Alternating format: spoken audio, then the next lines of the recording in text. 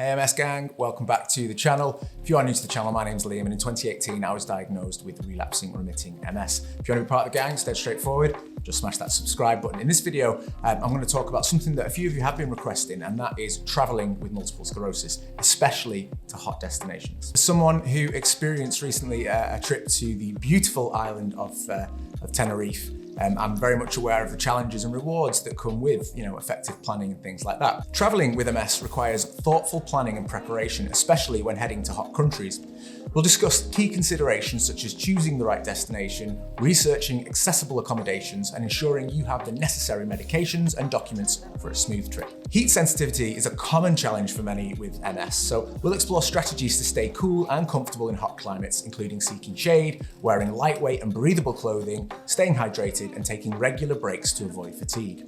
Embracing these tips will help you make the most of your adventures while prioritizing your well-being. I had hoped to vlog my trip to Tenerife. I wanted to take you all with me and show you my good time. I did get a couple of videos as I set off and a couple of photos, but I was having a good time and I was struggling, so it kind of slipped off the wagon. So there's a couple of bits that might pop up here. It was a great trip with friends. It was much needed as well for my mental health, just to escape, relax, and have a bit of fun with my friends. So I came away, yes, feeling a bit hungover, and not necessarily because of alcohol, just that fatigue, but it was really worth it and I really enjoyed it. MS symptoms, they can fluctuate during travel, so it's important to have a plan in place, and we'll discuss strategies for managing symptoms like fatigue, mobility challenges, and even temperature sensitivity, including utilizing mobility aids, pacing yourself, and practicing self-care to ensure an enjoyable and fulfilling trip. Traveling with MS may require adaptations, but that doesn't mean you can't have an incredible experience. You can explore accessible activities, tours, and attractions that cater to various disabilities,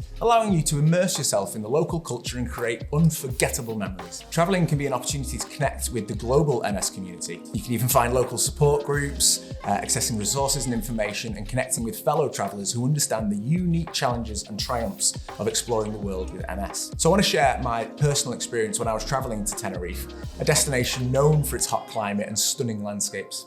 There were challenges, but I did experience a lot of moments that made it all worthwhile. So in advance, I made sure that I packed enough and early enough so that if there were any issues, I had time to rectify them. I made sure I had, spare changes of clothes in surplus of what I needed in case there were any accidents or anything happened.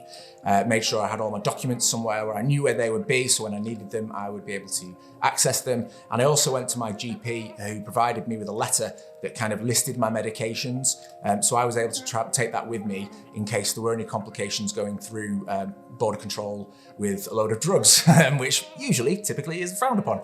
But this just sort of, having that note from the doctor just reinforced or gave clarification on what that was, why I had it, and would have made things, would have resolved any issues had they presented themselves. Now, fortunately, I sailed through security, and there was no issues. No one wanted to see any medication or proof of prescriptions or anything like that. So yeah, it was all smooth sailing. But I was glad that I had that just in case. One thing that did worry me, and again, it's just something that plays on my mind, and that is obviously, I do smoke cannabis to help manage my MS. Obviously wasn't going to try and smuggle any onto the plane, but actually found it incredibly easy to get some cannabis while I was over there. So if it is something that you rely on, then thinking about countries that perhaps do have a legalized cannabis system in place that might allow you just to reassure you, knowing that if it's something that you perhaps do have that dependency on, or it is part of your treatment plan or how you cope, you need to factor that in. I made sure I had plenty of sunscreen. I didn't want any long-lasting impacts of the sun. I took regular breaks if the guys I was with wanted to go off and do something fun, but I didn't have the energy. I would perhaps just sit a couple of bits out. I didn't try and keep up with them on the drink. I just enjoyed myself.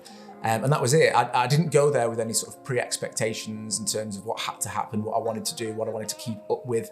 And I just went with the flow, and that made it much more relaxing and enjoyable. Traveling with multiple sclerosis can be an incredible opportunity for personal growth, self-discovery, and creating lasting memories. So by understanding your needs and preparing wisely and embracing adaptations, you can embark on unforgettable adventures while managing your MS effectively. Remember, your journey is unique, and with the right mindset and support, the world is yours to explore. So as we conclude this exciting travel adventure, I encourage you to dream big, plan your next getaway. Whether it's a beachside paradise or an exciting cityscape, know that you have a supportive community here. ready to share advice and encouragement and stories of triumph. So yeah, if you're planning a trip away, let us know. What have you done so far? Where are you going? Let's share all that together and get excited. And also, if you have traveled and you found some problems on your travels, what were they? How did you overcome them? What would you do next time? And what did you do in advance to try and mitigate those? We are a big, ever-growing community here on Living with MS. And yeah, it's great to share all these best practices and be there for each other. So I'm really pleased that you checked out the video today. There'll be more, so keep your eyes peeled. And yeah, I look forward to seeing you in the next video.